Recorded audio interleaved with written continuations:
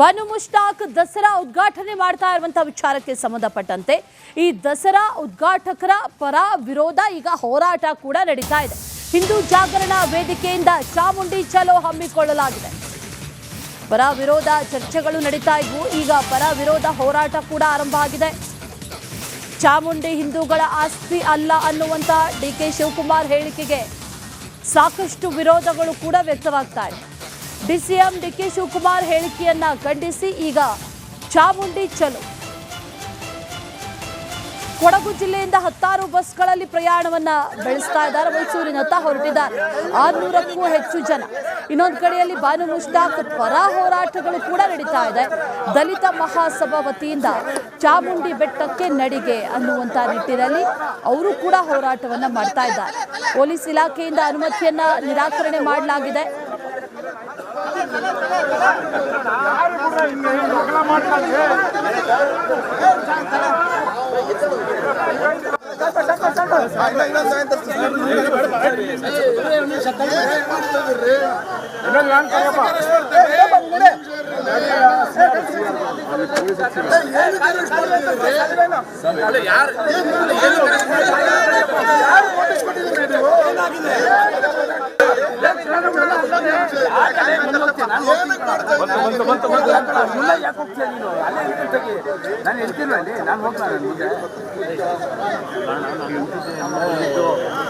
ಆಯ್ತು ಅನುಮತಿ ನಿಂತ್ಕೊಳ್ಳಂತಪ್ಪ ಅಂತ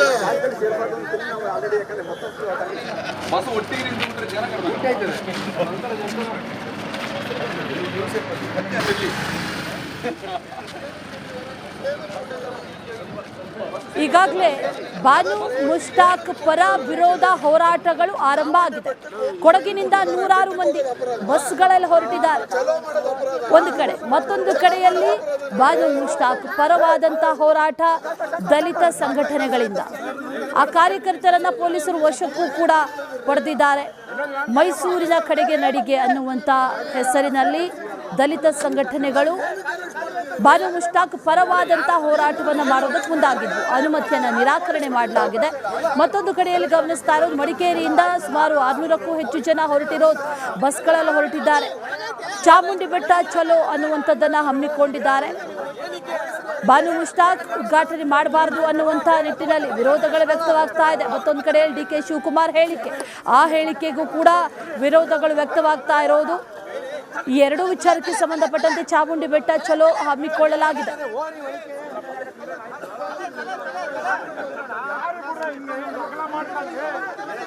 ಇದೇ ವಿಚಾರಕ್ಕೆ ಸಂಬಂಧಪಟ್ಟಂತೆ ಡೀಟೇಲ್ಸ್ ಅನ್ನ ಕೊಡ್ತಾರೆ ನಮ್ಮ ಪ್ರತಿನಿಧಿ ವಿನೋದ್. ನೇರ ಸಂಪರ್ಕದಲ್ಲಿ ಜಾಯಿನ್ ಆಗ್ತಾ ಇದ್ದಾರೆ. ವಿನೋದ್, ಗಮನಿಸ್ತಾ ಇದ್ದೀವಿ ಬಾನು ಮುಷ್ತಾಕ್ ಉದ್ಘಾಟನೆ ಮಾಡುವಂಥ ವಿಚಾರ, ಈ ದಸರಾ ಉದ್ಘಾಟನಾ ದಂಗಲ್ ಇನ್ನೂ ಕೂಡ ಮುಗಿಯುವಂಥ ರೀತಿಯಲ್ಲಿ ಕಾಣಿಸ್ತಾ ಇಲ್ಲ.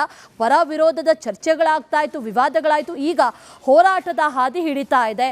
ಹೋರಾಟ ಯಾವ ರೀತಿಯಾಗಿ ನಡೀತಾ ಇದೆ, ಜೊತೆಗೆ ಮೈಸೂರಿಗೆ ಬರ್ತಾರೆ ಅನ್ನುವಂಥ ಮಾಹಿತಿ, ಯಾವ ರೀತಿಯಲ್ಲಿ ಪ್ರತಿಭಟನೆ ಇರುತ್ತೆ ಅಂತ?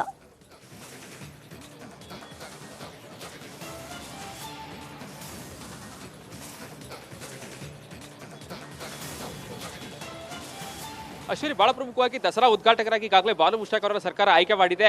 ಇದು ಈಗ ಸಾಕಷ್ಟು ಪರ ವಿರೋಧಕ್ಕೆ ಸಾಕಷ್ಟು ಚರ್ಚೆಗಳಾಗ್ತಾ ಇರುವಂಥದ್ದು.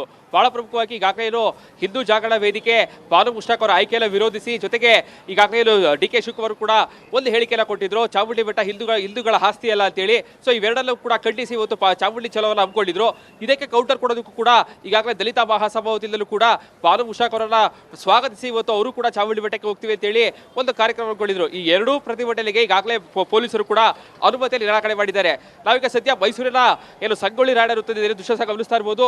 ವೃತ್ತದ ಅಂದ್ರೆ ಇದು ಚಾಮುಂಡಿ ಬೆಟ್ಟಕ್ಕೆ ಹೋಗುವಂತಹ ಎಂಟ್ರೆನ್ಸ್ ಪ್ರವೇಶ ದ್ವಾರ ಆಗಿದೆ. ಇಲ್ಲಿಂದ ಸುಮಾರು 15-20 ಕಿಲೋಮೀಟರ್ ದೂರ ಚಾಮುಂಡಿ ಬೆಟ್ಟ ಇದೆ. ಸೊ ಹೀಗಾಗಿ ಇಲ್ಲೇ ಪ್ರತಿಯೊಬ್ಬರಲ್ಲೂ ಕೂಡ ತಳೆದು ಕಳಿಸುವಂತಹ ಕೆಲಸವನ್ನು ಈಗಾಗಲೇ ಪೊಲೀಸರು ಮಾಡ್ತಾ ಇರುವಂಥದ್ದು. ಬಹಳ ಪ್ರಮುಖವಾಗಿ ಬೆಳಿಗ್ಗೆನೇ ದಲಿತ ಮಹಾಸಭಾದ ರಾಜ್ಯಾಧ್ಯಕ್ಷರಾದಂತಹ ರಾಜೇಶ್ ಅವರು ಪ್ರತಿಭಟನೆಗೆ ಬಂದಿದ್ರು. ಅವರಲ್ಲೂ ಕೂಡ ಈಗಾಗಲೇ ಪೊಲೀಸರು ವಶಕ್ಕೆ ಪಡೆದಿದ್ದಾರೆ.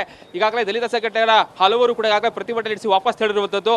ಜೊತೆಗೆ ಈ ಒಂದು ಚಾಮುಂಡಿ ಬೆಟ್ಟಕ್ಕೆ ಹೋಗ್ತೀವಿ ಅಂತೇಳಿ ಶಾಸಕ ಶ್ರೀವಾಸ ಇರ್ಬೋದು, ಮಾಜಿ ಶಾಸಕ, ಜೊತೆಗೆ ಬಿಜೆಪಿಯ ನಗರಾಧ್ಯಕ್ಷರಾದಂತಹ ಎಲ್ಲ ಗೆದ್ರ ಸೇರಿದಂತೆ ಬಿಜೆಪಿಯ ಹಲವು ಕಾರ್ಯಕರ್ತರು ಚಾಮುಂಡಿ ಬೆಟ್ಟಕ್ಕೆ ಹೋಗ್ತೀವಿ ಅಂತೇಳಿ ಪ್ರತಿಭಟನೆ ಮಾಡೋದಕ್ಕೂ ಕೂಡ ಈ ಒಂದು ವೃತ್ತಕ್ಕೆ ಬಂದಿದ್ರು. ಆ ಒಂದು ಸಂದರ್ಭದಲ್ಲಿ ಪೊಲೀಸರು ಮತ್ತು ಕಾರ್ಯಕರ್ತರ ನಡುವೆ ಒಂದಷ್ಟು ಮಾತಿನ ಚಕಮಕಿ ಕೂಡ ನಡೆಯಿತು. ಅದಾದ ಬಳಿಕ ಅವರನ್ನು ಕೂಡ ವಶಕ್ಕೆ ಪಡೆಯುವಂತಹ ಕೆಲಸ ಆಯಿತು. ಇನ್ನು ಬಿಜೆಪಿಯ ಮಹಿಳಾ ಕಾರ್ಯಕರ್ತರು ಕೂಡ ಈ ಒಂದು ಪ್ರತಿಭಟನೆ ಭಾಗಿಯಾಗೋದಕ್ಕೆ ಕೂಡ ಆಗಮಿಸಿದ್ರು. ಈ ಒಂದು ವೃತ್ತಕ್ಕೆ ಯಾರೇ ಪ್ರತಿಭಟನೆಗೆ ಆಗಮಿಸಿದ್ರು ಕೂಡ ಅವರನ್ನು ವಶಕ್ಕೆ ಪಡೆಯುವಂತಹ ಕೆಲಸವನ್ನ ಪೊಲೀಸರು ಮಾಡ್ತಾ ಇರುವಂತದ್ದು. ಬಹಳ ಪ್ರಮುಖವಾಗಿ ಈಗಾಗಲೇ ಹಿಂದೂ ಜಾಗರಣ ವೇದಿಕೆಯ ಪ್ರಮುಖರು ಯಾರು ಕೂಡ ಇನ್ನೂ ಈ ಸ್ಥಳಕ್ಕೆ ಬಂದಿಲ್ಲ. ಎಲ್ಲರೂ ಕೂಡ ಈಗಾಗಲೇ ಮಡಿಕೇರಿಯಿಂದ ಸೇರಿದಂತೆ ರಾಜ್ಯದ ವಿವಿಧ ಭಾಗಗಳಿಂದಲೂ ಕೂಡ ಬರ್ತಾ ಇರುವಂತಹ ಮಾಹಿತಿಗಳಿದೆ. ಸುಮಾರು ಅವರು ಕೂಡ 500ಕ್ಕೂ ಹೆಚ್ಚಿನರು ಕೂಡ ಬರುವಂತಹ ಸಾಧ್ಯತೆ ಇರುವಂತದ್ದು. ಈಗಾಗಲೇ ಪ್ರತಿಭಟನೆಗೆ ಯಾರೇ ಕೂಡ ಬಂದರೂ ಕೂಡ ಅವರನ್ನ ತತ್ಕ್ಷಣದಲ್ಲಿ ವಶಕ್ಕೆ ಪಡೆಯೋಕೆ ಖುದ್ದು ನಗರ ಪೊಲೀಸ್ ಆಯುಕ್ತರಾದಂತಹ ಸೀಮಾ ಲಾಟ್ಕರ್ ಇರ್ಬೋದು, ಡಿಸಿಪಿ ಬಿಂದುಬಡಿ ಇರ್ಬೋದು, ಡಿಸಿಪಿಗಳಾದಂತಹ ಸುಂದರರಾಜ್ ಇರ್ಬೋದು, ಎಲ್ಲರೂ ಕೂಡ ಸ್ಥಳದಲ್ಲೇ ಮೊಕ್ಕ ಹೂಡಿದ್ದಾರೆ. ಯಾರೇ ಬಂದರೂ ಕೂಡ ಅಂದರೆ ಪ್ರತಿಭಟನೆ ಮಾಡೋದಕ್ಕೆ ಯಾರೇ ಬಂದರೂ ಕೂಡ ಅವರನ್ನು ವಶಕ್ಕೆ ಪಡಿಬೇಕು ಅಂತೇಳಿ ಈಗಾಗಲೇ ನಗರ ಪೊಲೀಸ್ ಆಯುಕ್ತರು ಕೂಡ ಆದೇಶವನ್ನು ಮಾಡಿದ್ದಾರೆ. ಸೊ ಹೀಗಾಗಿ ಸುತ್ತಲೂ ಕೂಡ ಈಗಾಗಲೇ ನೋಡ್ತಾ ಇರ್ಬೋದು, ಒಂದು ಕಡೆ ಟ್ರಾಫಿಕ್ ಕೂಡ ಸಮಸ್ಯೆಗಳು ಉಂಟಾಗ್ತಾ ಇದೆ, ಮತ್ತೊಂದು ಕಡೆ ಪೊಲೀಸರು ಕೂಡ ಸಾಕಷ್ಟು ನಾಕಾಬಂದಿಯಲ್ಲಿ ಹಾಕಿದ್ದಾರೆ. ಚಾಮುಂಡಿ ಬೆಟ್ಟಕ್ಕೆ ಹೋಗುವಂತಹ ಪ್ರತಿಯೊಂದು ಮಾರ್ಗಗಳಲ್ಲಿ ಈಗಾಗಲೇ ಪೊಲೀಸರು ಹೆಚ್ಚಿನ ಸಂಖ್ಯೆಯಲ್ಲಿ ಪೊಲೀಸರು ಯೋಜನೆ ಮಾಡಿದ್ದಾರೆ. ಇಲ್ಲೂ ಪಕ್ಕದಲ್ಲೂ ಕೂಡ ನೋಡ್ತಾ ಇರ್ಬೋದು, ಸುತ್ತಲೂ ಕೂಡ ಎಲ್ಲೋ ಸರ್ಕಾರ ಸಂಗೊಳ್ಳಿ ವೃತ್ತ ಇಲ್ಲಿದೆ, ಸುತ್ತಲೂ ಕೂಡ ಪೊಲೀಸರು ಸಾಕಷ್ಟು ಮಂದಿಯಲ್ಲಿ ಜಮಾವಣೆ ಆಗಿರುವಂಥದ್ದು.